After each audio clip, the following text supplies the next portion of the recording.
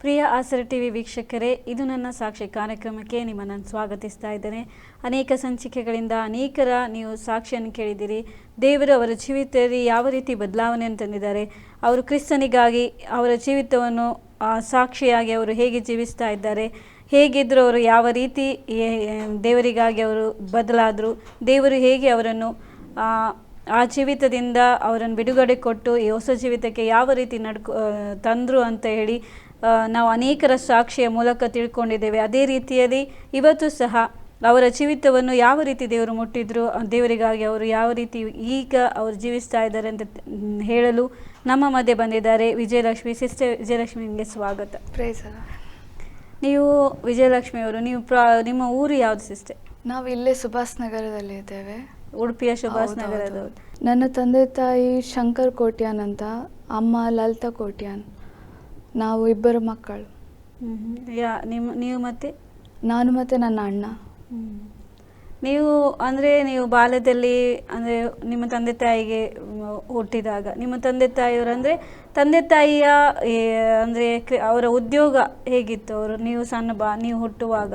ನಾನು ಸಣ್ಣದಿರುವಾಗ, ನಾನು 2ನೇ ಕ್ಲಾಸಲ್ಲಿರುವಾಗ ನನ್ನ ತಂದೆ ತೀರಿ ಹೋಗಿದ್ದಾರೆ.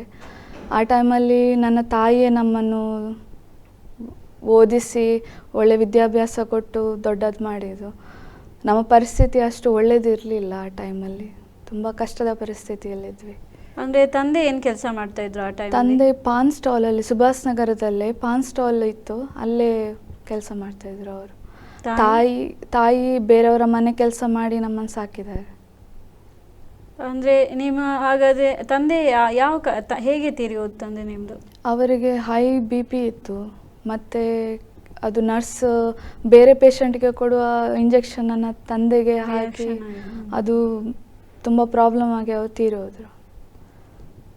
ಹಾಗಾದರೆ ನಿಮ್ಮ ವಿದ್ಯಾಭ್ಯಾಸ ಯಾವ ರೀತಿ ಆಯಿತು ಸಿಸ್ಟರ್? ನೀವೀಗ ನೀವು ಅಂದರೆ ಸಣ್ಣದಿಂದ ನನ್ನ ವಿದ್ಯಾಭ್ಯಾಸ ಹೇಳೋದಾದರೆ, ನಾನು ಕಲೀಲಿಕ್ಕೆ ಇಷ್ಟ ಇರಲಿಲ್ಲ. ಯಾಕಂದರೆ ನನ್ನ ಆರೋಗ್ಯ ಅಷ್ಟು ಹದಗೆಡ್ತಿತ್ತು. ನಾನು ವಾರದಲ್ಲಿ 2 ದಿವಸ 3 ದಿವಸ ಮಾತ್ರ ಸ್ಕೂಲಿಗೆ ಹೋಗ್ತಾಯಿದ್ರೆ, ಅದು ಉಳಿದ ದಿವಸದೆಲ್ಲ ನೋಟ್ಸ್ ಎಲ್ಲ ಬರೀಲಿಕ್ಕಿತ್ತು. ನನಗೆ ಅದು ಬೇಡ, ನನಗೆ ಬರೆಯೋದು ಬೇಡ, ನನಗೆ ಹುಷಾರೇ ಇರ್ತಾ ಇಲ್ಲ. ನನಗೆ ಯಾಕೆ ಸ್ಕೂಲ್ ಹೋಗಬೇಕು, ಆ ರೀತಿ ಎಲ್ಲ ತುಂಬ ಬೇಜಾರಾಗ್ತದೆ. ಹುಷಾರಿರಲಿಲ್ಲ ಅಂದರೆ ಯಾವಾಗಲೂ ಜ್ವರ ಬರೋದು, ನನಗೆ ಯಾವಾಗಲೂ ಹುಷಾರೇ ಇಲ್ಲ.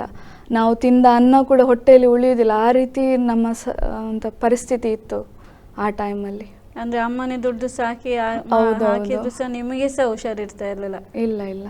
ಆಗ ನಿಮ್ಮ ಅಣ್ಣ ಅವರು ವಿದ್ಯಾಭ್ಯಾಸ? ನನ್ನ ಅಣ್ಣನಿಗೆ ಸಹ ಎಜುಕೇಶನ್ ಅಂದರೆ ಅಷ್ಟು ಇಷ್ಟ ಇರಲಿಲ್ಲ.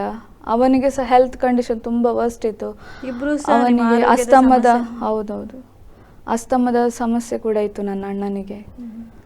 ಆದರೂ ಸಹ ಆ ನಡುವೆ ನೀವು ಹೇಗೆ ಮುಂದುವರೆದ್ರಿ ವಿದ್ಯಾಭ್ಯಾಸದಲ್ಲಿ?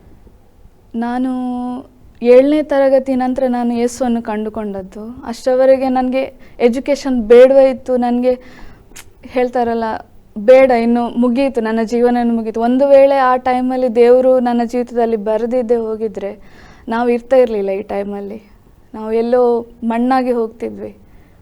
ಅಂದರೆ ಯಾವ ಪರಿಸ್ಥಿತಿ ಏನಾಗಿತ್ತು ನಿಮಗೆ ಆ ಟೈಮಲ್ಲಿ? ನನ್ನ ತಾಯಿಗೆ ಸೈತಾನನ್ನು ತುಂಬ ತೊಂದರೆ ಆಗ್ತಾಯಿತ್ತು. ಅವರ ಮೈ ಮೇಲೆ ಸೈತಾನ ಬರ್ತಿತ್ತು. ನೀವು ಸಣ್ಣದಿರುವಾಗ? ಹೌದು, ನಾನು ಅದನ್ನೆಲ್ಲ ನೋಡ್ಕೊಂಡು ಬಂದವಳು. ನಾನು ನನ್ನ ತಾಯಿಯನ್ನು ನೋಡಿ ಹೆದರ್ತಾ ಇದ್ದೆ. ಇದು ನನ್ನ ತಾಯಿ, ನನಗೆ ತಾಯಿ ಬೇಕಿತ್ತು, ತಾಯಿಯ ಪ್ರೀತಿ ಬೇಕಿತ್ತು. ಆದರೆ ಅವರ ಒಳಗಿರುವ ಸೈತಾನ ನನ್ನ ದೂರ ಮಾಡ್ತಿದ್ದೆ. ನನಗೆ ಬೇಡ. ಅವರು ನಾನು ಹುಟ್ಟುವ ಮುಂಚೆನೇ ಅವರಿಗೆ ಆ ಸಮಸ್ಯೆ ಇತ್ತು. ಅವರು ಸಣ್ಣ ಮಗು ಇದ್ದಾಗಿಂದ ಅವರಿಗೆ ಆ ಸಮಸ್ಯೆ ಇತ್ತು. ನಿಮ್ಮ ತಾಯಿ ಯಾವ ರೀತಿ ಅನಾರೋಗ್ಯದಲ್ಲಿ ಬೀಳ್ತಾ ಇದ್ರು? ಏನಾಗ್ತಾ ಇತ್ತು ಅವರಿಗೆ?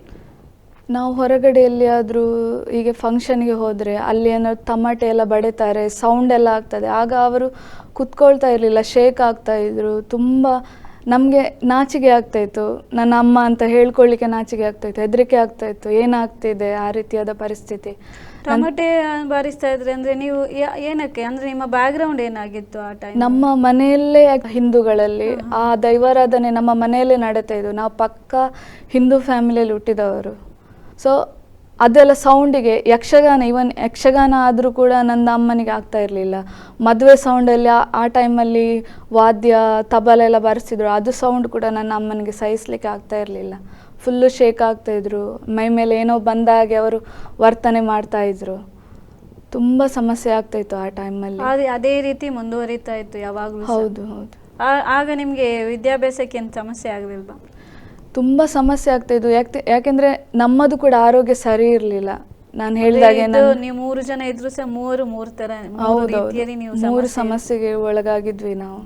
ತುಂಬ ಆರೋಗ್ಯದಲ್ಲಿ ಕೂಡ ಹುಷಾರಿಲ್ಲ, ಫಿನಾನ್ಷಿಯಲಲ್ಲಿ ಕೂಡ ಏನೂ ಇಲ್ಲ. ತುಂಬ ನಮ್ಮ ಮನೆಯಲ್ಲಿ ಏನಾಗ್ತಾಯಿತ್ತಂದರೆ, ನನ್ನ ತಾಯಿ ಬೆಳಿಗ್ಗೆ ಅಡುಗೆ ಮಾಡಿ ಕೆಲಸಕ್ಕೆ ಹೋಗ್ತಿದ್ರು. ಬೆಳಿಗ್ಗೆ 6ರಿಂದ ಸಂಜೆ 6ರವರೆಗೆ ಅವರು ಕೆಲಸ ಮಾಡೋದು, ಮನೆ ಕೆಲಸ ಮಾಡ್ಲಿಕ್ಕೆ ಹೋಗ್ತಾಯಿದ್ರು. ಅವರು ಬೆಳಿಗ್ಗೆ ಮಾಡಿದ ಏನಾದರೂ ಪದಾರ್ಥ ಮಾಡಿದರೆ, ಊಟ ಮಾಡಿದರೆ ಮಧ್ಯಾಹ್ನನೇ ನಮ್ಮ ಮನೇಲಿ ಹಾಳಾಗ್ತಾಯಿತ್ತು. ನಮಗೆ ತಿನ್ನಲಿಕ್ಕೆ ಆಗ್ತಾ ಇರಲಿಲ್ಲ. ನಮ್ಮ ಪದಾರ್ಥದಲ್ಲಿ ನೊರೆ ಬರ್ತಾ ಇತ್ತು. ಪದಾರ್ಥ ಮಾಡಿ ಮಧ್ಯಾಹ್ನನೇ ನೊರೆ ಬರುವುದು ಪದಾರ್ಥದಲ್ಲಿ. ತಿಂದವರು ಅದನ್ನು ವಾಮಿಟ್ ಮಾಡಬೇಕಾಗಿತ್ತು. ಅಂಥ ಒಂದು ಪರಿಸ್ಥಿತಿ ನಮ್ಮದಾಗ. ತಾಯಿ ಕೆಲಸಕ್ಕೆ ಹೋಗುವಾಗ ನೀವು ಇಬ್ಬರೇ ಮನೆಯಲ್ಲಿ ಇರ್ತಾ ಇದ್ರಿ? ನೀವು? ಹೌದು. ಸ್ಕೂಲಿಗೆ ಹೋದ್ರೆ ಅಲ್ಲಿ ಊಟ ಮಾಡಿದ ಮೇಲೆ ವಾಮಿಟ್ ಆಗ್ತಾಯಿತ್ತು ನಮಗೆ. ಸ್ಕೂಲಲ್ಲಿ ಕೂಡ ಇಮಿಡಿಯೇಟ್ ನಮ್ಮನ್ನು ಮನೆಗೆ ಕಳಿಸ್ತಿದ್ರು. ಹಾಸ್ಪಿಟಲಲ್ಲಿ ಕೂಡ ವಾರಗಟ್ಟಲೆಲ್ಲ ನಾವು ಹೆಚ್ಚಾಗಿ ಹಾಸ್ಪಿಟಲಲ್ಲೇ ನಮ್ಮದು ಮನೆ ಅಂತ ಆ ರೀತಿಯಾಗಿದ್ವಿ ನಾವು. ಯಾವ ಶಾಲೆಗೆ ಹೋಗ್ತಾ ಇದ್ರಿ ಆಗ ನೀವು? ನಾವು ಇಲ್ಲಿ ಕುರ್ಕಾಲ್ ಶಾಲೆ ಅಂತ ಇತ್ತು, ಸುಭಾಷ್ ನಗರದ, ಈಗ ಕ್ಲೋಸ್ ಆಗಿದೆ. ಕುರ್ಕಾಲ್ ಶಾಲೆಯಲ್ಲಿ ಓದ್ತಾ ಇದ್ವಿ ನಾವು, ನಾನು ಮತ್ತು ನನ್ನ ಅಣ್ಣ. ಅಂದರೆ ನಿಮಗೆ ಆ ನಿಮ್ಮ ಬಾಲ್ಯದಲ್ಲಿ ತಂದೆ ತಾಯಿಯ ಪ್ರೀತಿಯಿಂದ ಯಾವುದಾದ್ರು ಕೊರತೆ ಆಗಿತ್ತಾ? ಅಂದರೆ ಪ್ರೀತಿ ಸಿಗದೆ ನೀವು ವೇದನೆ ಪಡ್ತಾ ಇದ್ರಾ? ಅದು ಕೂಡ ಹೌದು. ಯಾಕೆಂದರೆ ನನ್ನ ತಾಯಿ ಹೇಳಿದಾಗೆ ಬೆಳಿಗ್ಗೆ 6ರಿಂದ ಸಂಜೆ 6ರವರೆಗೆ ಅವರು ದುಡಿದು ಬರ್ತಾ ಇದ್ರು. ತುಂಬ ಸುಸ್ತಾಗ್ತಿತ್ತು. ನಮಗೂ ಪ್ರೀತಿ ಕೊಡಲಿಕ್ಕೆ ಅವರಿಂದ ಸಾಧ್ಯ ಆಗ್ತಿರ್ಲಿಲ್ಲ. ನಾನು ಮತ್ತು ನನ್ನ ಅಣ್ಣನೇ ಒಟ್ಟಾಗಿದ್ವಿ. ನನ್ನ ಅಜ್ಜಿ ಇದ್ದರು, ಅಜ್ಜ ಇದ್ದರು, ಬರ್ತಾ ಇದ್ದರು. ಯಾವಾಗಲೂ ನಮ್ಮ ಜೊತೆ ಇರ್ತಾ ಇರಲಿಲ್ಲ. ಅವರು ಕೂಡ ಪ್ರೀತಿಯ ಕೊರತೆ ಇತ್ತು ನಮ್ಮಲ್ಲಿ. ಪ್ರೀತಿ ಇರಲಿಲ್ಲ, ಯಾವಾಗಲೂ ಕಾಡ್ತಾ ಇತ್ತು. ಮತ್ತು ಈಗ ಈ ವಿದ್ಯಾಭ್ಯಾಸ ಟೈಮಲ್ಲಿ ಒಂದು ಕಡೆ ತಾಯಿಯ ಸಮಸ್ಯೆ, ಅಣ್ಣನಿಗೂ ಹುಷಾರಿಲ್ಲ, ನಿಮಗೂ ಹುಷಾರಿಲ್ಲ ಅಂಥೇಳಿ ಯಾವ ರೀತಿ ನೀವು ಆ ದಿನಗಳನ್ನು ಕಳೆದ್ರಿ? ನಾನು ಹೇಳಬೇಕಾದ್ರೆ, ನಾನು ಆ ಸಣ್ಣ ಪ್ರಾಯದಲ್ಲಿ ಕೂಡ ನಾನು ಸಾಯೋದಕ್ಕೆ ಪ್ರಯತ್ನ ಪಡ್ತಾ ಇದ್ದೆ. ಹೇಗೆ ಸಾಯೋದಂತ ಗೊತ್ತಿರಲಿಲ್ಲ ನನಗೆ. ಸಾಯೋದು ಹೇಗೆ, ಇವನ್ ನನಗೆ ಎಂತ ಹೇಳ್ತಾರೆ, ಲಕೋಟೆ ಬರ್ತದೆ, ಲಕೋಟೆಯನ್ನು ನಾನು ಹೀಗೆ ತಲೆಗೆ ಹಾಕಿ ಅದನ್ನು ಕಟ್ಟಿ ನಾನು ಸಾಯಲಿಕ್ಕೆ ಟ್ರೈ ಮಾಡಿದ್ದೆ ಒಮ್ಮೆ. ಅಂದರೆ ನನಗೆ ಬೇಡ, ಎಜುಕೇಷನ್ ಬೇಡ, ನನಗೆ ಬದುಕಲಿಕ್ಕೆ ಇಲ್ಲ, ಯಾಕೆ ನಾನು ಬದುಕಬೇಕು, ಆ ರೀತಿಯಾದ ಪರಿಸ್ಥಿತಿ ನಮ್ಮ ಜೀವನದಲ್ಲಿ. ತಾಯಿಗೆ ಹುಷಾರಿಲ್ಲ, ಹೌದು, ಎಜುಕೇಷನ್ ಓದಲಿಕ್ಕೆ ಬೇಡ, ನಿಮಗೂ ಸಮಸ್ಯೆ, ಒಂದು ಕಡೆ ತಂದೆ ಇಲ್ಲ, ಹೌದು, ಆ ರೀತಿಯ ಮತ್ತೆ ಪ್ರೀತಿಯ ಕೊರತೆ ಸಹ ಇತ್ತು. ಆ ರೀತಿ ನಿಮಗೆ ಬದುಕಲಿಕ್ಕೆ ಬೇಡ ಅಂತ ಆಯಿತು. ಹೌದೌದು. ಆ ರೀತಿ ಮಾಡಿ ಮತ್ತೆ ಮುಂದೆ ಏನು ಮಾಡಿದ್ರಿ? ಹೀಗೆ ಎಜುಕೇಷನ್ ಮುಂದುವರಿತಾ ಇತ್ತು. ನನಗೆ ಯಾವಾಗಲೂ ನನ್ನ ತಾಯಿ ಹೇಳೋದು, ಅವರು 5th ಸ್ಟ್ಯಾಂಡರ್ಡ್ ಕಲ್ತಿದ್ದಾರೆ. ನನಗೆ ಅವರು ಯಾವಾಗಲೂ ತಮಾಷೆ ಮಾಡಿ, ನನ್ನಾಗೆ ನಾನು ಕಲ್ತಿದ್ದೇನೆ, ನೀನು ಕೂಡ ಕಲಿಬೇಕಾಗಿ. ನಾನು ಅದಕ್ಕೊಂದು ಟಾರ್ಗೆಟ್ ಇಟ್ಟಿದ್ದೆ. ಅಂದರೆ ನಾನು 6thವರೆಗೆ ಕಲಿತೇನೆ, ಮುಂದಕ್ಕೆ ಕಲಿಯೋದಿಲ್ಲ, ಅಲ್ಲೇ ಸ್ಟಾಪ್ ಮಾಡ್ತೇನೆ ಅಂತ. 6th ನಂತರ ನಾನು ನನ್ನ ಫೇವ್ರೇಟ್ ಅಜ್ಜನ ಹತ್ರ ಹೇಳಿದೆ. ನಾನು ತಾಯಿಯ ತಂದೆ ಅಜ್ಜನ ಹತ್ರ ಹೇಳಿದೆ, ನನಗೆ ಇನ್ನು ಕಲೀಲಿಕ್ಕಿಲ್ಲ, ನಾನು 6ನೇ ಕ್ಲಾಸ್ವರೆಗೆ ಮಾತ್ರ ಕಲಿಯೋದು. ಅದಕ್ಕೆ ಅಜ್ಜ ಹೇಳಿದರು, ನೀನು 7thವರೆಗೆ ಕಲಿ, ಯಾಕಂದರೆ ಅದು ಸ್ಕೂಲು 7thವರೆಗೆ ಮಾತ್ರ, ನೆಕ್ಸ್ಟ್ ಬೇರೆ ಸ್ಕೂಲಿಗೆ ಹೋಗಬೇಕಲ್ಲ, ನೀನು 7thವರೆಗೆ ಕಲಿ, ಮತ್ತು ನಾನು ನಿನಗೆ ಎಜುಕೇಷನ್ ಬಂದ್ ಮಾಡಿಬಿಡ್ತೇನೆ ಅಂತ ಹೇಳಿದರು. ನಂದು 7th ಎಜುಕೇಷನ್ ಮುಗೀತು, ನಾನು ಖುಷಿಯಲ್ಲಿದ್ದೆ, ಇನ್ನು ನನಗೆ ಸ್ಕೂಲ್ ಕಳಿಸೋದಿಲ್ಲ ಯಾರು ಸಹ, ನನ್ನ ಅಜ್ಜ ಹೇಳ್ತಾರೆ. ಹಾಗೆ ನಾನು ಅಂದ್ಕೊಳ್ತಿರುವಾಗಲೇ ನಂದು 7th ಮುಂಚಿನ ಕಾಲದಲ್ಲಿ ಇದು ಮೌಖಿಕ ಎಕ್ಸಾಮ್ ಅಂತ ಇರ್ತದೆ, ಆ ಟೈಮಲ್ಲಿ ನನ್ನ ಅಜ್ಜ ತೀರಿ ಹೋದರು. ನನಗೆ ಆಗ ಅದು ನೋವು ಬೇರೆ, ಇನ್ನೊಂದು ಕಡೆ ನನಗೆ ಇನ್ನು ಸ್ಕೂಲಿಗೆ ಹೋಗಬೇಕಾಗ್ತದೆ, ನನ್ನ ತಾಯಿ ಬಿಡುವುದಿಲ್ಲ ಹೋಗದೇ ಇರಲಿಕ್ಕೆ. ತಾಯಿಗೆ ಒಂದಿತ್ತು, ನನ್ನ ಮಕ್ಕಳು ನನ್ನ ಹಾಗೆ ಕಷ್ಟಪಡಬಾರ್ದು, ವ್ಯಥೆ ಪಡಬಾರ್ದು, ಆ ರೀತಿಯಲ್ಲಿ. ಹೀಗೆ ಮುಂದುವರಿತಾ ಇರುವಾಗ ನಾವು ನೆಕ್ಸ್ಟ್ ನಮ್ಮ ದೇವರನ್ನು ಕಂಡ್ಕೊಂಡ್ವಿ.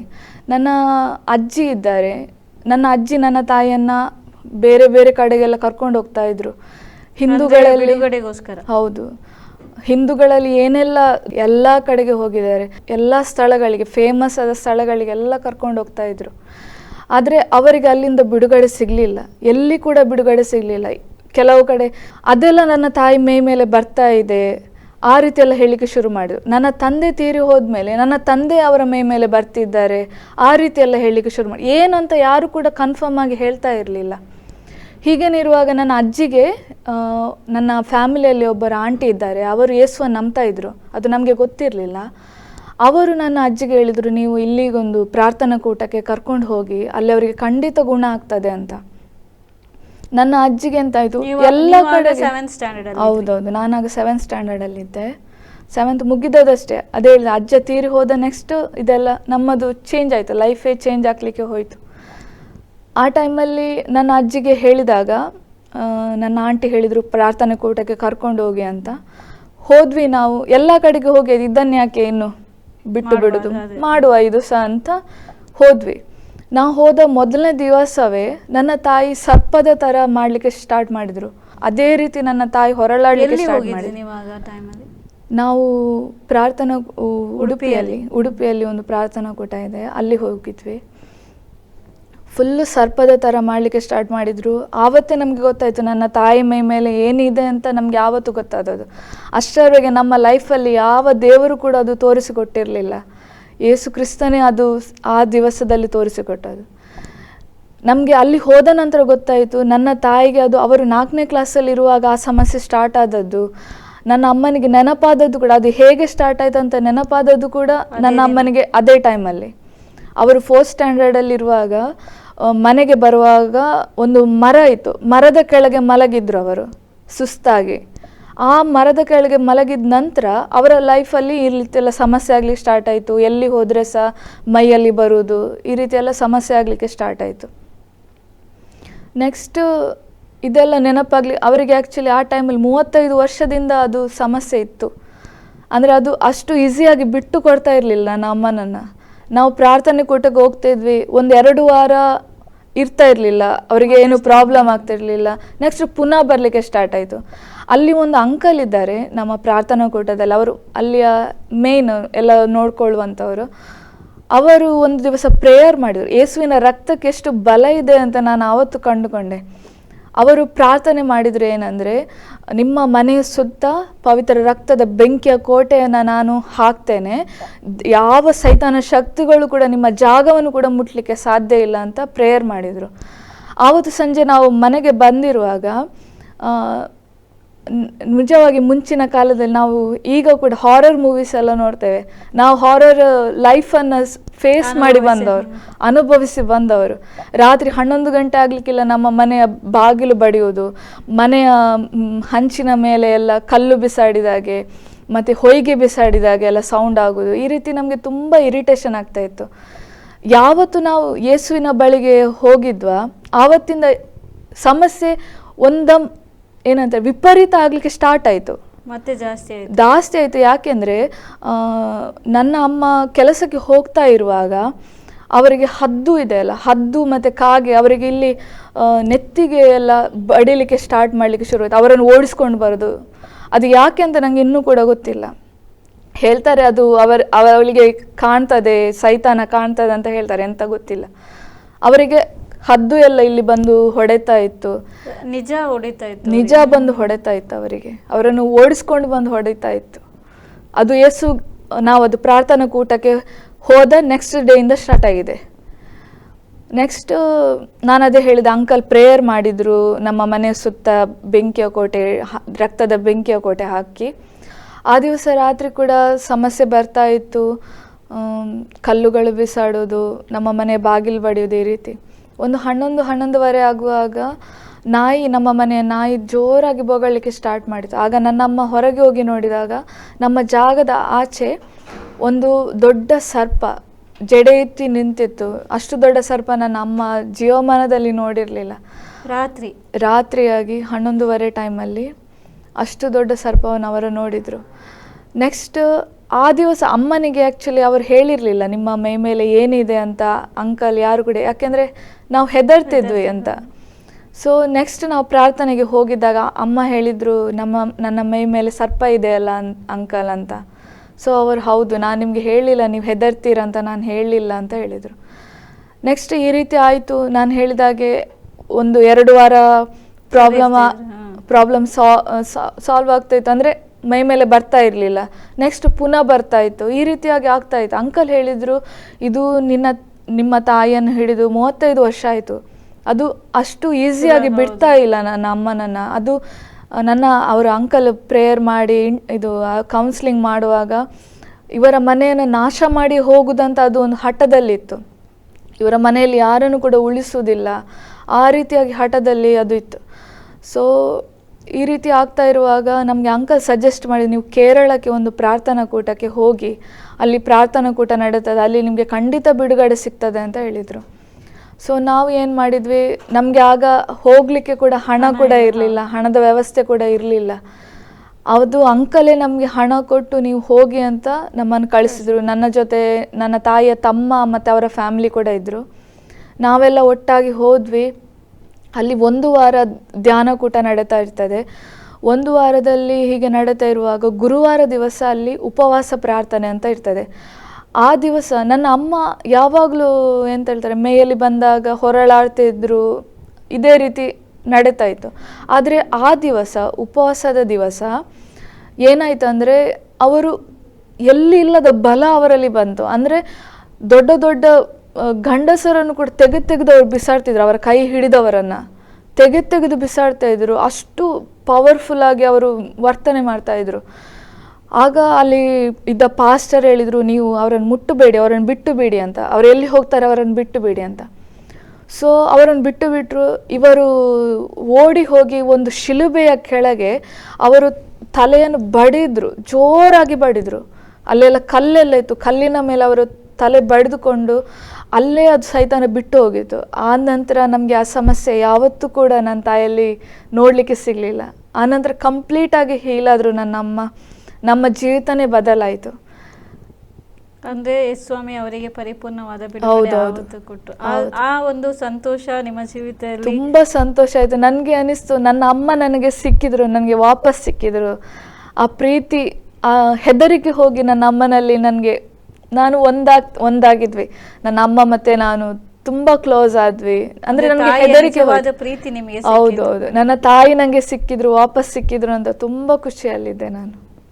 ಎಲ್ಲಿ ಹೋದ್ರು ಬಿಡುಗಡೆ ಸಿಗದೆ ಯೇಸು ಸ್ವಾಮಿ ಬಿಡುಗಡೆ ಯೇಸು ಸ್ವಾಮಿ.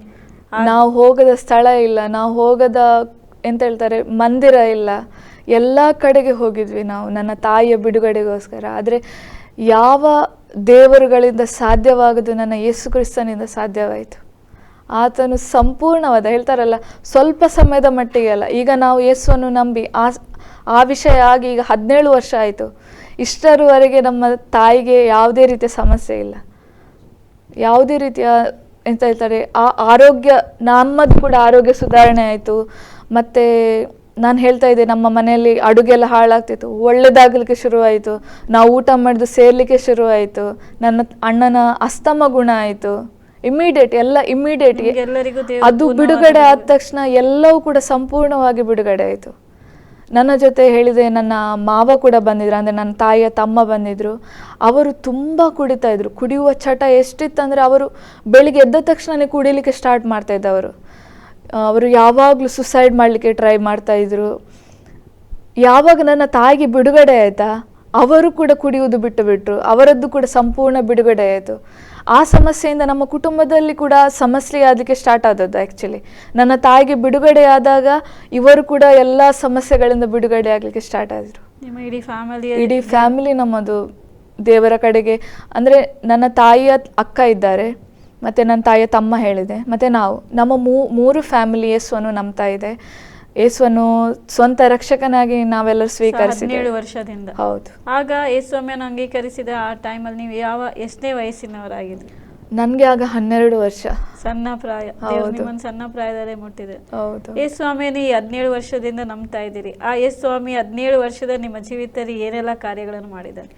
ಅಂದರೆ ಈಗ 7ನೇ ಕ್ಲಾಸ್ ಅಂದರೆ 12 ವರ್ಷದಿಂದ 12ನೇ ವರ್ಷದಿಂದ ದೇವರು ನಿಮ್ಮನ್ನು ಅವರ ಸೇವೆಯಲ್ಲಿ ಉಪಯೋಗಿಸ್ತಾ ಇದ್ದಾರೆ. ಯಾವ ರೀತಿ ದೇವರು ನಿಮ್ಮನ್ನು ಉಪಯೋಗ ಮಾಡ್ತಾ ಇದ್ದಾನೆ? ನೀವು ದೇವರಿಗಾಗಿ ಏನು ಮಾಡ್ತಾ ಇದ್ದೀರಾ?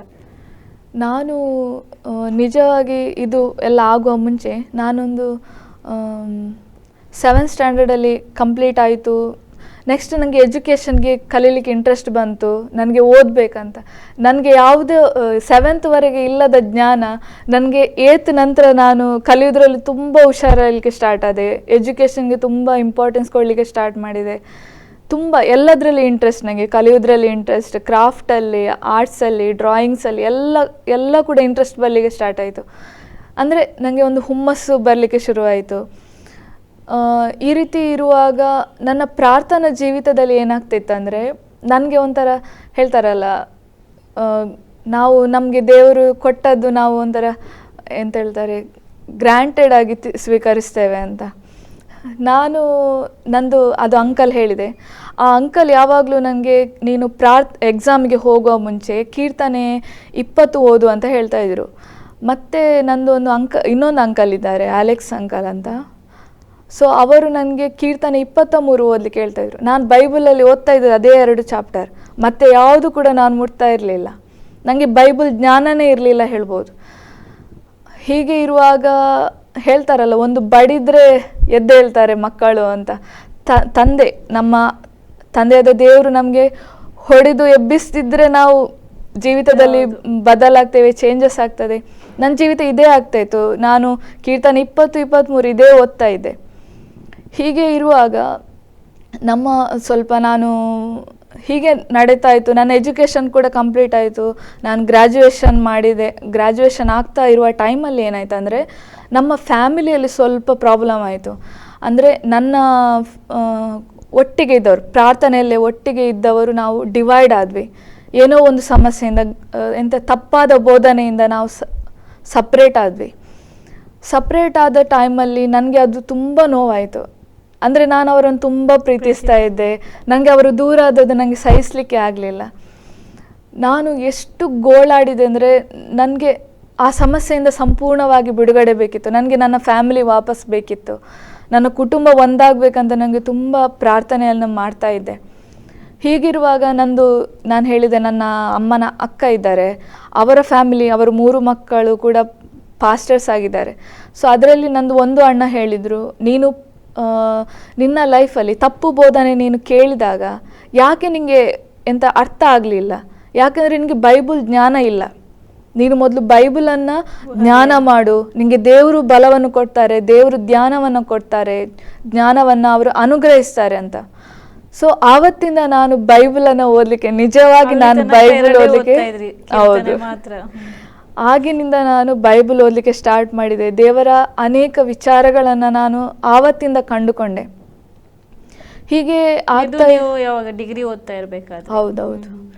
ನೆಕ್ಸ್ಟ್ ನನ್ನ ಡಿಗ್ರಿ ಕಂಪ್ಲೀಟ್ ಆಯಿತು, ಎಲ್ಲ ಒಳ್ಳೆ ಮಾರ್ಕ್ಸಿಂದ ಕಂಪ್ಲೀಟ್ ಮಾಡಿದೆ. ನೆಕ್ಸ್ಟ್ ಜಾಬ್ ಕೂಡ ಆಯಿತು. ಇದು ನಡುವೆ ನನ್ನ ಪ್ರಾರ್ಥನೆ ಇತ್ತು.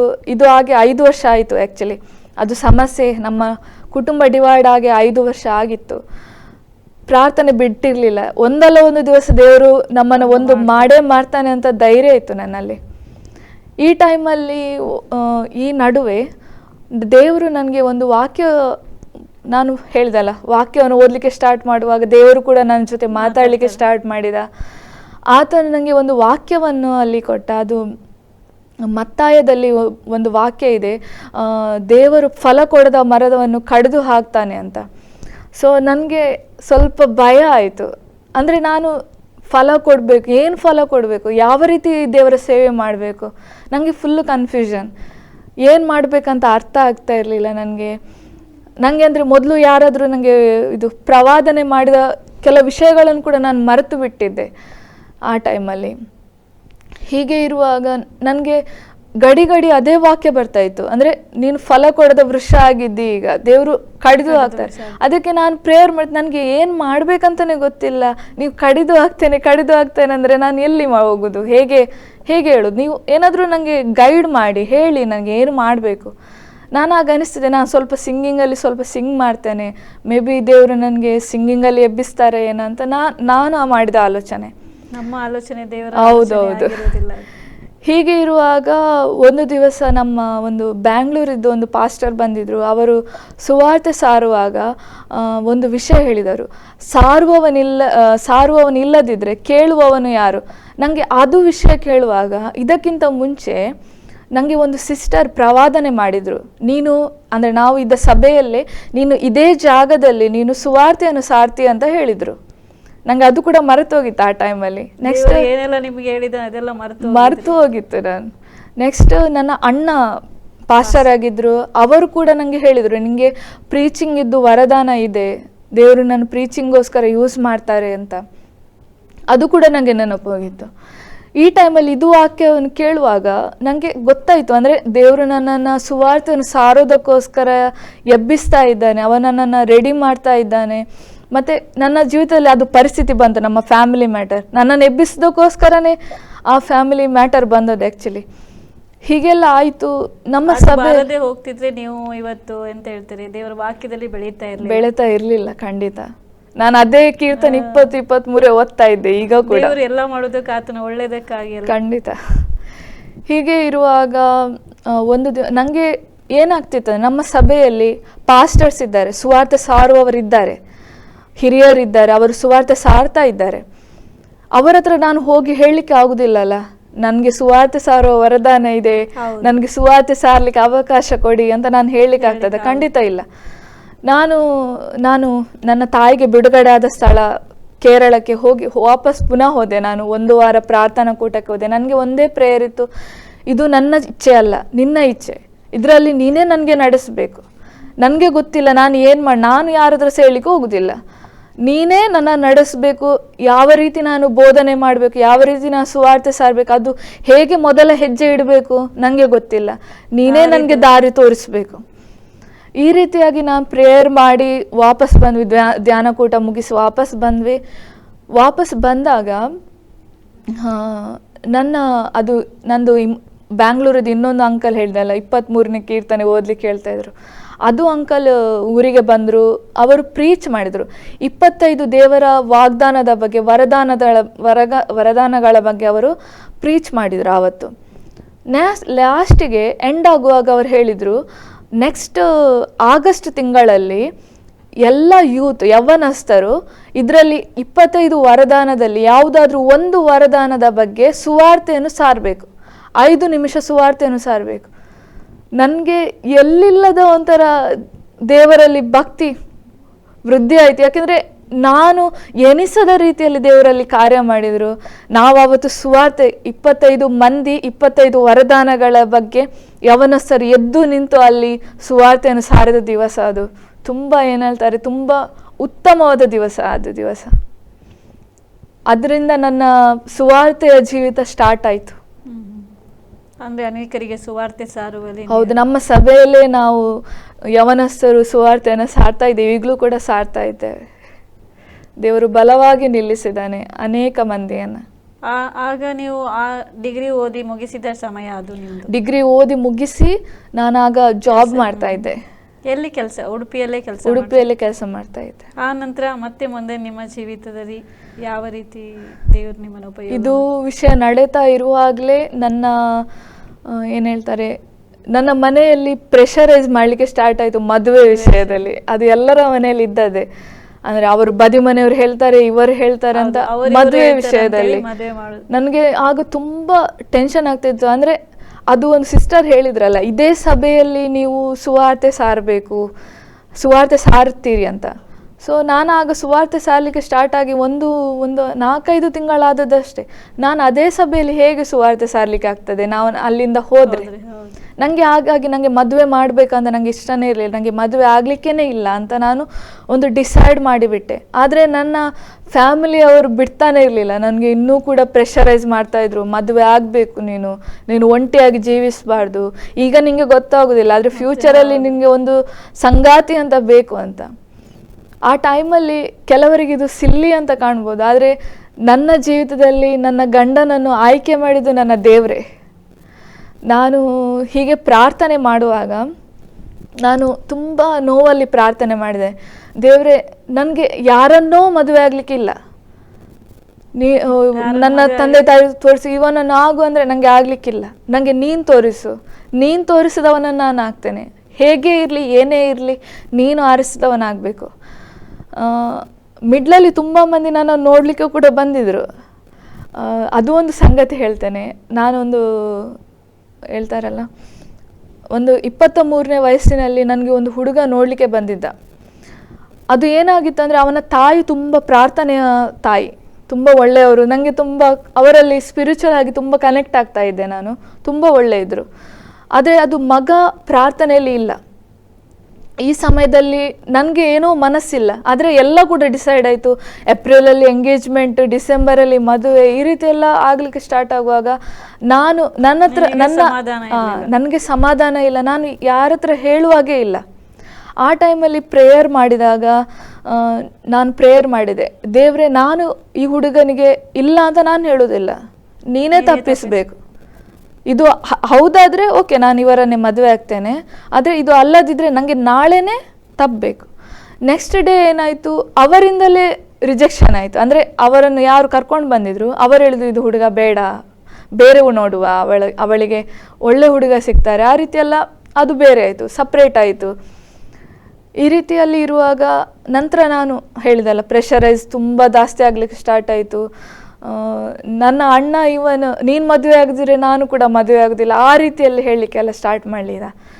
ನಾನು ಅದೇ ಪ್ರೇಯರ್ ಮಾಡಲಿಕ್ಕೆ ಸ್ಟಾರ್ಟ್ ಮಾಡಿದೆ. ಒಂದು ದಿವಸ ಏನಾಯಿತು, ನಾನು ಪ್ರಾರ್ಥನೆ ಮಾಡುವಾಗ ನನಗೆ ಒಂದು ಹೆಸರು ಕೇಳಿತು. ಅಂದರೆ ಇದು ನೀನು ಮದುವೆ ಆಗುವ ಹುಡುಗನ ಹೆಸರು ಅಂತ.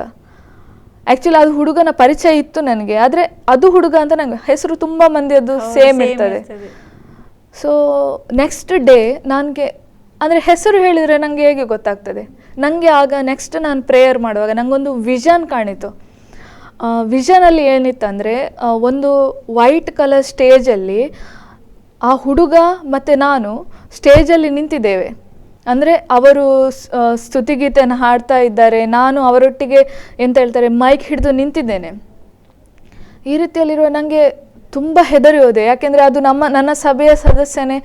ನನಗೆ ತುಂಬ ಹೆದರಿಕೆ ಆಯಿತು, ಏನಾಗ್ತಾ ಇದೆ ಇದು, ನಾನು ಒಂದು ವೇಳೆ ಆ ರೀತಿ ಯೋಚನೆ ಮಾಡಿದ್ದೇನೆ ಆ ಹುಡುಗನ ಬಗ್ಗೆ ಅಂತ, ತಪ್ಪು ಯೋಚನೆ ಮಾಡಿದ್ದೇನೆ ಅಂತ ನನಗೆ ತುಂಬ ಟೆನ್ಷನ್. ಯಾಕೆಂದರೆ ಒಂದು ಏನಂದರೆ, ನಮ್ಮ ಸಭೆಯಲ್ಲಿ ವೈಟ್ ಸ್ಟೇಜೇ ಇಲ್ಲ, ಆ್ಯಕ್ಚುಲಿ ಸ್ಟೇಜೇ ಇಲ್ಲ ನಮ್ಮ ಸಭೆಯಲ್ಲಿ. ಹೀಗೆ ಇರುವಾಗ ನೆಕ್ಸ್ಟ್ ನಾನು ಅದು ವಿಷನ್ ಬಂದ ನೆಕ್ಸ್ಟ್, ಎಂತೂ ಸ್ಟೇಜ್ ಇಲ್ಲ, ಇದು ಸುಳ್ಳು, ಎಂಥದೋ ನನ್ನದೊಂದು ಭ್ರಮೆ ಅಂತ ನಾನು ಪ್ರಾರ್ಥನಾ ಕೂಟಕ್ಕೆ ಹೋಗೋದು ಕಂಟಿನ್ಯೂ ಮಾಡಿದೆ, ಹೋಗ್ತಾ ಇದ್ದೆ. ಅದು ಅಲ್ಲೇ ಮರ್ತು ಬಿಟ್ಟೆ. ನೆಕ್ಸ್ಟ್ ಅಲ್ಲಿ ಸಭೆಯ ಅದು ಅಂಕಲ್ ಇದು ಮಗಳು ಹೇಳಿದರು, ನಮಗೆ ಸಭೆಯಲ್ಲಿ ಒಂದು ಸ್ಟೇಜ್ ಮಾಡಲಿಕ್ಕೆ ಉಂಟು, ಒಂದು ಹೈ ಇದು ಮೇಲೆ ಪ್ರೀಚ್ ಮಾಡುವವರು ಸ್ವಲ್ಪ ಹೈಯಲ್ಲಿ ಕಾಣುವ ಹಾಗೆ ಒಂದು ಪ್ಲ್ಯಾನ್ ಮಾಡಿದ್ರು ಅವರು. ನಾನೆನಿಸಿದೆ ಸ್ಟೇಜ್ ಬಂತು, ಆದರೆ ವೈಟ್ ಸ್ಟೇಜೇ ಯಾಕೆ ಆಗಬೇಕು, ಅಂದರೆ ನಮ್ಮ ನೆಲ ಎಲ್ಲ ಉಂಟಲ್ಲ ಸಭೆಯದ್ದು ಎಲ್ಲ ಕೆಂಪು ಬಣ್ಣದ್ದು, ಸ್ಟೇಜ್ ಯಾಕೆ ವೈಟ್ ಮಾಡ್ತಾರೆ ಅಂತ ನಂದು ಥಾಟ್. ಅಂದರೆ ಇಲ್ಲ ರಾಂಗ್, ಏನೋ ಒಂದು ಮಿಸ್ಟೇಕ್ ಇದೆ ಇಲ್ಲಿ ಅಂತ. ನೆಕ್ಸ್ಟ್ ಸ್ಟೇಜ್ ಆಯಿತು. ನೆಕ್ಸ್ಟ್ ನಾವು ಸಂಡೇ ಪ್ರೇಯರ್ಗೆ ಬರುವಾಗ ಸ್ಟೇಜ್ ಕೂಡ ಆಗಿದೆ, ಅದು ಕೂಡ ವೈಟ್ ಬಣ್ಣದ್ದು.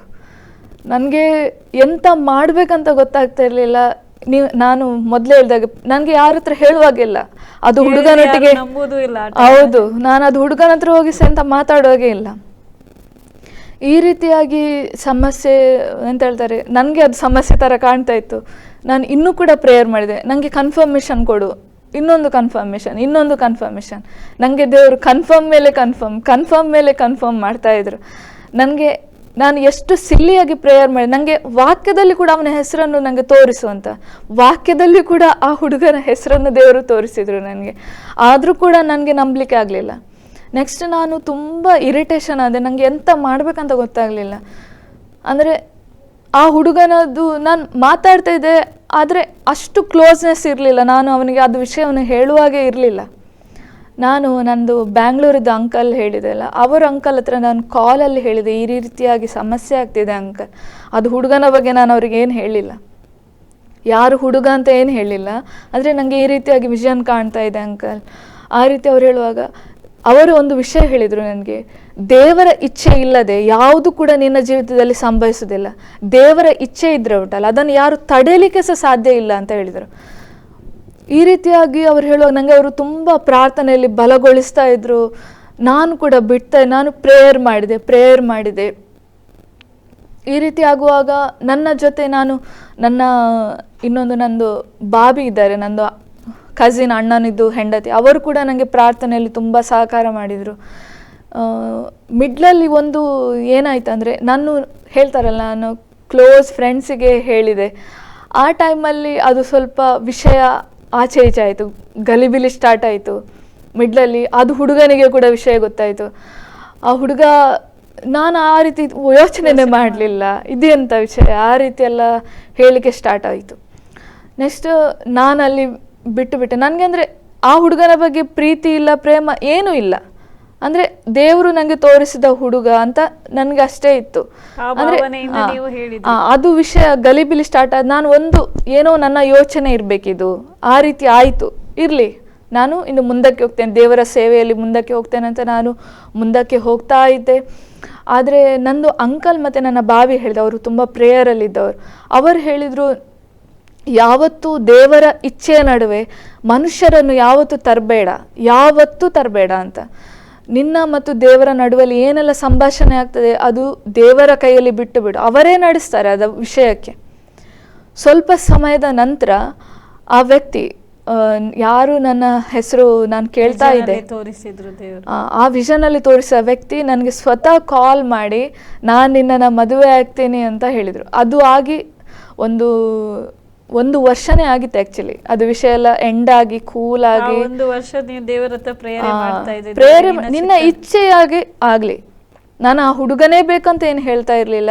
ನಿನ್ನ ಇಚ್ಛೆ ಏನಿದೆ ನನ್ನ ಜೀವಿತದಲ್ಲಿ ಅದನ್ನು ನೀನು ನೆರವೇರಿಸು ಅಷ್ಟೇ. ಆದರೆ ದೇವರ ಹತ್ರ ನೀವು ಆ ಟೈಮಲ್ಲಿ ಆ ರೀತಿ ಬೇಡ್ಕೊಂಡದೇ ದೇವರ ಕೃಪೆ. ಯಾಕೆಂದ್ರೆ ಈಗಿನ ಕಾಲದಲ್ಲಿ ನೋಡೋದಾದ್ರೆ ಒಂದು ದೇವರೇ ವಿಜನ್ ತೋರಿಸ್ಲಿ ಅಥವಾ ಏನೇ ಒಂದು ಪ್ರೀತಿ ಬರಲಿ, ನನಗೆ ಅವನೇ ಬೇಕು ಅಂತ ಹಠ ಹಿಡಿದು ನಿಲ್ಲುವವರಿದ್ದಾರೆ. ಹೌದೌದೌದು.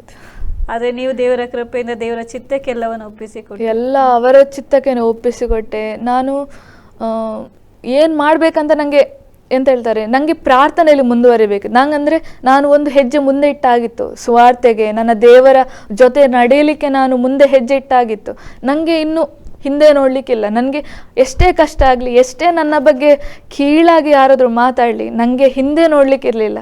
ದೇವರು ನನ್ನನ್ನು ಎಷ್ಟು ಪ್ರೀತಿ ಮಾಡ್ತಾರೆ, ಆತ ನನ್ನ ಬಗ್ಗೆ ಏನು ಯೋಚನೆ ಮಾಡ್ತಿದ್ದಾನೆ ನನಗೆ ಗೊತ್ತಿದೆ.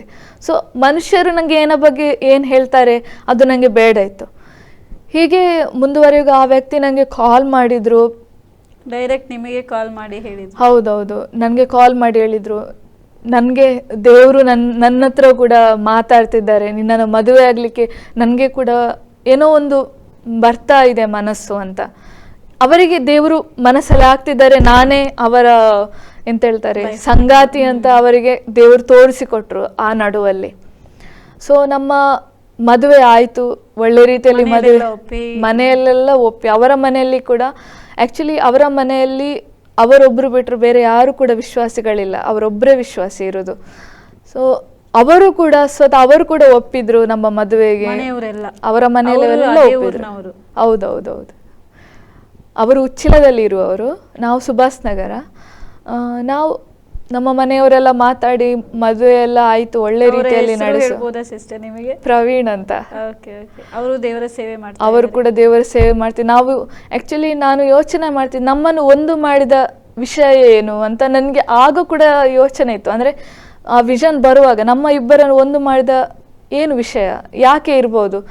ನನಗೆ ನೆಕ್ಸ್ಟ್ ದಿನೇ ನಾವು ಮದುವೆ ಜೀವಿತದಲ್ಲಿ ಮುಂದುವರೆತಾ ಹೋಗುವಾಗ ನಮಗೆ ಇಬ್ಬರಿಗೆ ಮದುವೆ ಜೀವಿತದಲ್ಲಿ ಅಂದರೆ ಮದುವೆ ಆಗುವಾಗ ಯಾರಿಂದ ನಿಮಗೆ ಅಪೋಸ್ ಏನು ಬಂದಿಲ್ಲ, ಎಲ್ಲರೂ ಎಲ್ಲ ಒಪ್ಪಿಗೆ ಇತ್ತು. ನಡುವಲ್ಲಿ ಸಮಸ್ಯೆಗಳು ಕೂಡ ಇತ್ತು. ಇದು ಹೇಳ್ತಾರಲ್ಲ, ದೇವರ ಕಾರ್ಯ ನಡೆತಿರುವಾಗ ಸೈತಾನ ಕೂಡ ಅಡ್ಡಗಾಲಾಗಲಿಕ್ಕೆ ಟ್ರೈ ಮಾಡ್ತಾ ಇರ್ತಾನೆ. ಸಮಸ್ಯೆ ಬಂತು, ಆ ಸಮಸ್ಯೆಯಲ್ಲಿ ನಾವು ಇರುವಾಗಲೇ ದೇವರು ನಮಗೆ ಒಂದು ಹೇಳ್ತಾರಲ್ಲ ಉತ್ತಮವಾದ ಬಲವನ್ನು ಆತ ನಮಗೆ ಕೊಟ್ಟಿದ್ದ. ಆ ಟೈಮಲ್ಲಿ ನಾವೆಲ್ಲವನ್ನು ಸಹಿಸಿ ಆ ಸಮಸ್ಯೆಯಿಂದ ಹೊರಗೆ ಬಂದು ಎಲ್ಲವನ್ನು ಆತನ ಕೈಗೆ ಒಪ್ಪಿಸಿಕೊಟ್ವಿ. ನಮ್ಮ ಮದುವೆ ಏನಾಗಲಿಕ್ಕಿದೆ.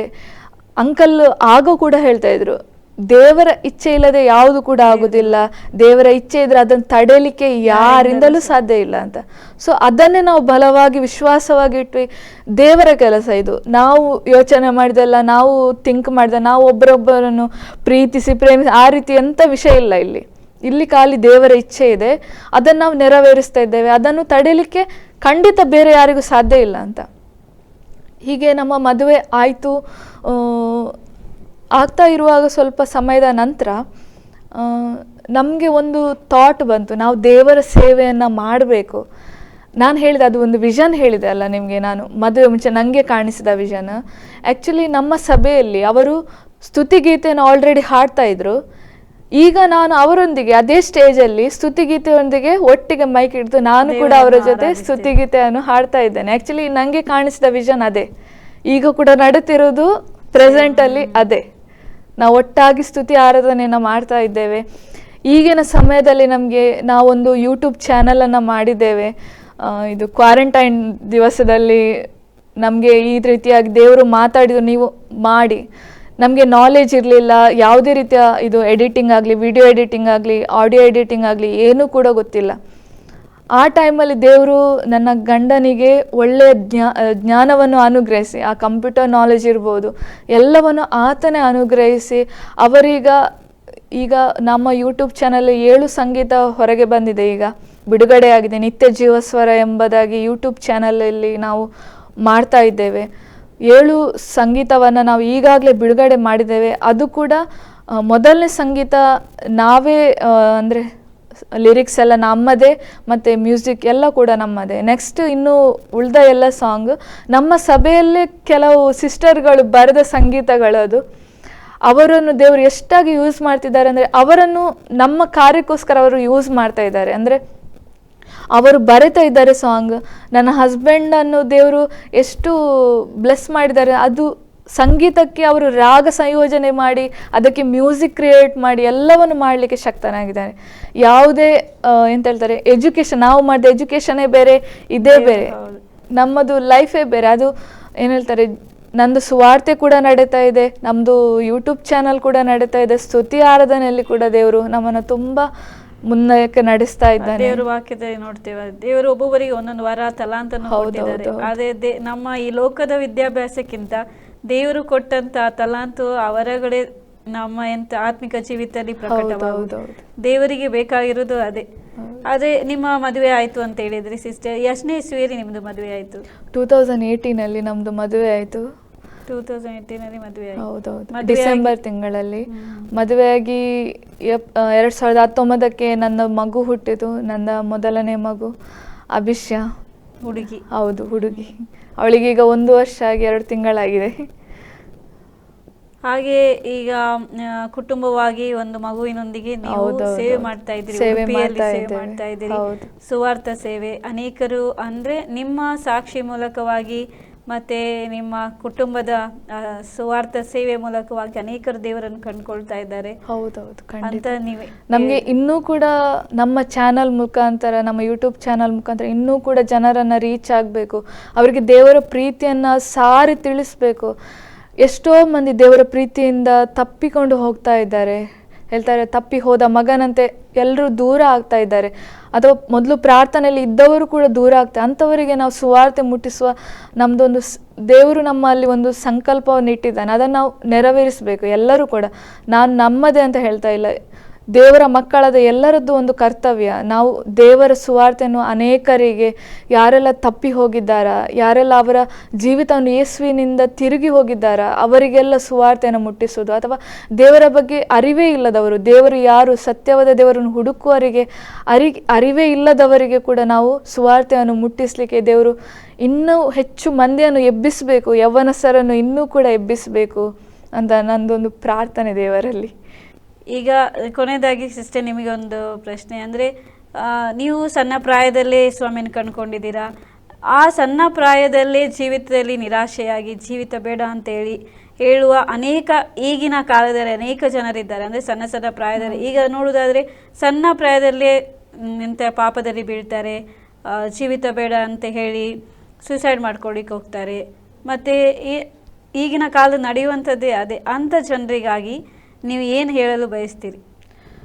ನಂದು ಸಾಕ್ಷಿಯನ್ನು ಕೇಳಿದವರು, ನನ್ನ ಸಮಸ್ಯೆ ಏನಾಗಿತ್ತು, ನಂದು ಪರಿಸ್ಥಿತಿ ಏನಾಗಿತ್ತು ಎಲ್ಲರೂ ಕೂಡ ಈಗ ತಿಳ್ಕೊಂಡ್ರೆ. ನಂದು ಕೂಡ ಲೈಫ್ ನಿರಾಶೆಯಲ್ಲಿ ಬಿದ್ದಿತ್ತು. ನಾನು ಲೈಫಲ್ಲಿ ಹೋಪನ್ನು ಕಳ್ಕೊಂಡಿದ್ದೆ. ಎಲ್ಲ ಕೂಡ ನನಗೆ ತಪ್ಪಿ ಹೋಗಿತ್ತು. ಆದರೆ ನನ್ನ ಜೀವಿತದಲ್ಲಿ ದೇವರು ಅದ್ಭುತವನ್ನು ಮಾಡಿದ್ನು. ನಂದು ಲೈಫಲ್ಲಿ ನಾನು ನಿರೀಕ್ಷೆಯನ್ನು ಕಳ್ಕೊಂಡ ಆ ಸಮಯದಲ್ಲಿ ಆತನೇ ನನ್ನ ಕೈ ಹಿಡಿದು ನಡೆಸಿದ್ದಾನೆ. ಆತ ನನ್ನ ಮೇಲೆತ್ತಿದ್ದಾನೆ, ಯಾವತ್ತೂ ನನ್ನನ್ನು ಕೆಳಗೆ ಬಿಡಲಿಲ್ಲ. ಅವನು ಅದೇ ರೀತಿ ನಿಮ್ಮ ಜೀವಿತದಲ್ಲಿ ಕೂಡ ದೇವರು ನಿಮ್ಮ ಯಾವುದೇ ಸಮಸ್ಯೆಗಳನ್ನು ಹೇಳ್ತಾರಲ್ಲ, ಕೆಲವರು ಮನುಷ್ಯರಿದ್ದಾರೆ ನಿಮ್ಮನ್ನು ಬಿಟ್ಟು ಬಿಡೋದು, ಆ ರೀತಿಯಾಗಿ ದೇವರು ಮಾಡೋದಿಲ್ಲ. ನಮ್ಮ ದೇವರು ಹೇಳ್ತಾರೆ ತೂಕಡಿಸಿದ ನಿದ್ದೆ ಮಾಡಿದ ದೇವರು. ಸೊ ಅವರು ನೀನು ಯಾವ ಪರಿಸ್ಥಿತಿಯಲ್ಲಿದ್ದರೂ ಕೂಡ ಅವರು ನೋಡುವವರಾಗಿದ್ದಾರೆ, ಎಲ್ಲ ಸಮಯದಲ್ಲಿ ನಮ್ಮ ಮೇಲೆ ಕಣ್ಣಿಟ್ಟವರಾಗಿದ್ದಾರೆ. ಸೊ ನೀನು ನಿರೀಕ್ಷೆ ಇಲ್ಲದಿರುವಾಗ, ಹೋಪ್ ಇಲ್ಲದ ಸಮಯದಲ್ಲಿ ಆತನು ನೋಡುವವನಾಗಿದ್ದಾನೆ. ಆತನು ಕೈ ಬಿಡದ ದೇವರು. ಯಾವತ್ತೂ ಕೂಡ ಅವರು ಹೇಳ್ತಾರೆ ನಿನ್ನ ಹೋಪನ್ನು ಕಳೀಲಿಕ್ಕೆ ಅವರು ಬಿಡುವುದಿಲ್ಲ. ಅವರು ನಿನ್ನನ್ನು ತಟ್ಟಿ ಎಬ್ಬಿಸ್ತಾರೆ. ಯಾವತ್ತೂ ಕೂಡ ದೇವರಲ್ಲಿ ಹೋಪನ್ನು ಕಳ್ಕೊಳ್ಬೇಡಿ, ಯಾಕಂದರೆ ಅವನು ಯಾವತ್ತೂ ಕೂಡ ನಮ್ಮ ಕೈಯನ್ನು ಬಿಡುವುದಿಲ್ಲ. ಪ್ರಿಯ ವೀಕ್ಷಕರೇ, ಇವತ್ತು ಈ ಸಂಚಿಕೆಯಲ್ಲಿ ವಿಜಯಲಕ್ಷ್ಮಿ ಅವರ ನೀವು ಸಾಕ್ಷಿಯನ್ನು ಕೇಳಿದ್ದೀರಿ. ಅವರು ಜೀವಿತ ದೇವರ ಅದ್ಭುತವನ್ನು ಯಾವ ರೀತಿ ದೇವರು ಅವರನ್ನೇ ಕಂಡುಕೊಂಡಿದ್ದಾರೆ ಅಂತ ಅವರು ವಿಸ್ತಾರವಾಗಿ ನಮಗೆ ತಿಳಿಸಿಕೊಟ್ಟಿದ್ದಾರೆ. ಸಿಸ್ಟರ್, ನಿಮಗೆ ಇಲ್ಲಿ ಬಂದು ನಿಮ್ಮ ಜೀವಿತದಲ್ಲಿ ಈ ದೇವರು ಯಾವ ರೀತಿ ಅದ್ಭುತವನ್ನು ಮಾಡಿದ್ದಾರೆ ಅಂತ ತಿಳಿಸಿಕೊಡಲು ನಮ್ಮ ಮಧ್ಯೆ ಬಂದುದಕ್ಕಾಗಿ ಸಿಸ್ಟರ್ ನಿಮಗೆ ವಂದನೆಗಳು. Thank you.